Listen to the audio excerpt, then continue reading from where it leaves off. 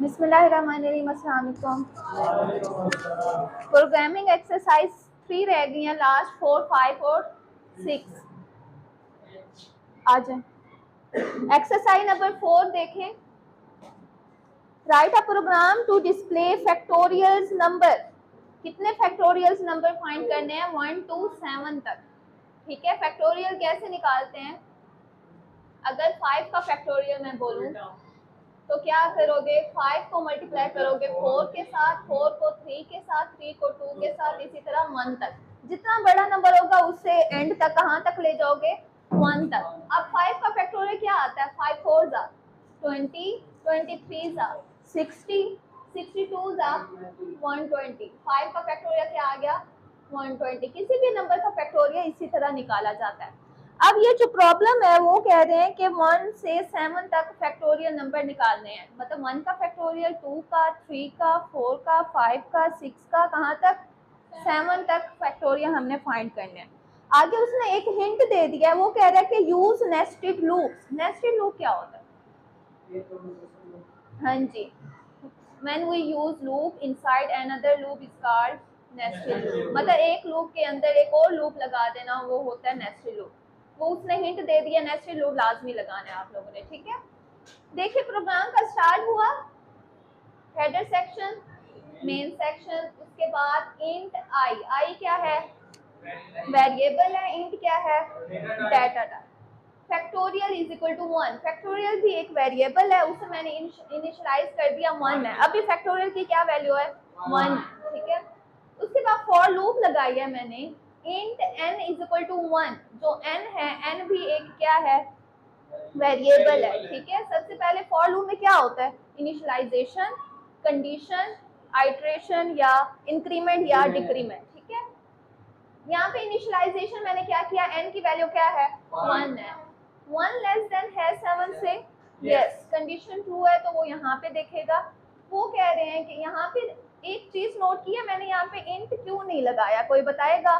अली हसन, यहाँ पे मैंने इंट क्यों यूज नहीं किया? जी, और यहाँ पे मैंने इंट यूज किया हुआ है, यहाँ पे क्यों नहीं किया यूज? क्योंकि पहले मैंने उसे डिक्लेयर किया हुआ है आई को, इसलिए मैंने यहाँ पे यूज नहीं किया।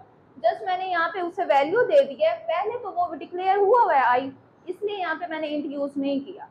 ठीक है, अगर आप लोग यहाँ इंट लिखना चाह रहे हो, यहाँ पे ना डिक्लेयर करना, मर्जी है आप लोगों की। अच्छा, वो कह रहा है कि जो n की i की वैल्यू, n की वैल्यू है वो क्या है? i की वैल्यू। n की क्या वैल्यू थी? 1। i की भी वैल्यू क्या हुई? 1। आगे लिखा हुआ है i ग्रेटर देन है 0 से। 1 ग्रेटर देन है 0 से, इसलिए जैसे ही कंडीशन ट्रू होगी वो फार्मूला अप्लाई कर देगा। अच्छा, यहाँ पे मैंने लगाया डिक्रीमेंट। डिक्रीमेंट मैंने क्यों लगाया? क्योंकि ये जो डिक्रीमेंट होती है ना, ये देखिए 5 से आगे क्या होता है? डिक्रीमेंट होती है, मतलब 5 से छोटी वैल्यू होगी। ठीक है, डिक्रीमेंट कराने के लिए मैंने आई माइनस माइनस यूज किया, ताकि वो डिक्रीमेंट होती रहे 1 तक, जब तक 1 नहीं होती।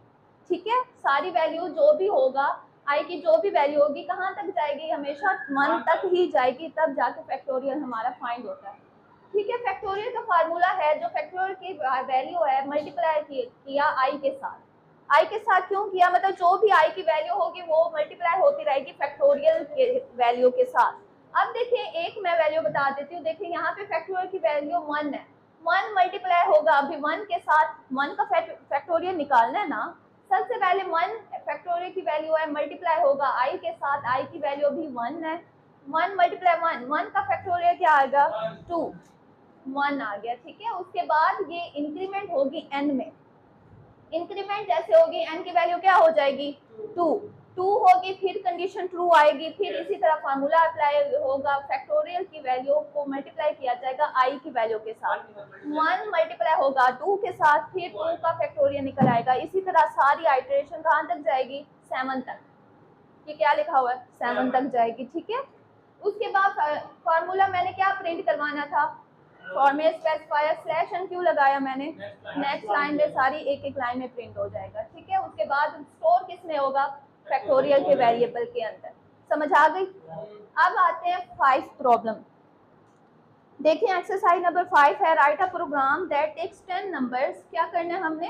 10 नंबर एज एन इनपुट लेने हैं इन एन एरे फॉर्म में लेने हैं, ठीक है। That displays the product of first and last element, product करना है हमने फर्स्ट एलिमेंट का और लास्ट एलिमेंट का।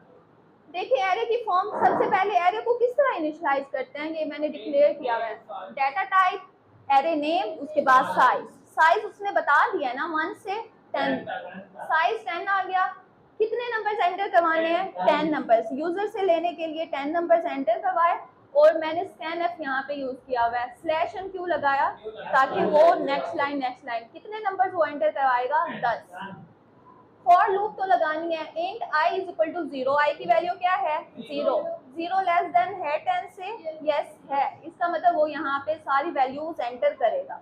जैसी कंडीशन ट्रू होती रहेगी वो सारी वैल्यूज एंटर करता रहेगा, और वो जो वैल्यूज हैं किस में स्टोर होंगी, इस नम में। अच्छा, ये जो मैंने i यूज किया ये यही वाला i है। इसका मतलब ये जो इंडेक्स नंबर है सबसे पहला जो होगा उसका इंडेक्स नंबर क्या होगा, 0।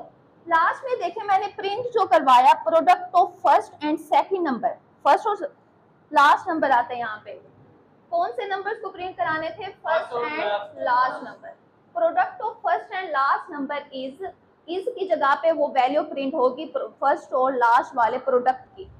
यहाँ पे नोट करें मैंने यहाँ पे 0 लिखा, यहाँ पे 9 लिखा। इसका क्या मतलब है, हाँ जी, ये 0 इंडेक्स नंबर पे क्या है, 3 है। 9 इंडेक्स नंबर पे क्या है, 12 है। 3 मल्टीप्लाई बाय 12 36। इसी तरह कोई भी आप नंबर्स 10 नंबर्स कोई भी अपनी मर्जी से एंटर करवा लो, पहले और लास्ट को मल्टीप्लाई करोगे उसका आउटपुट आ जाएगा। यही चीज हमने डिस्प्ले करवानी थी, ये हो गया।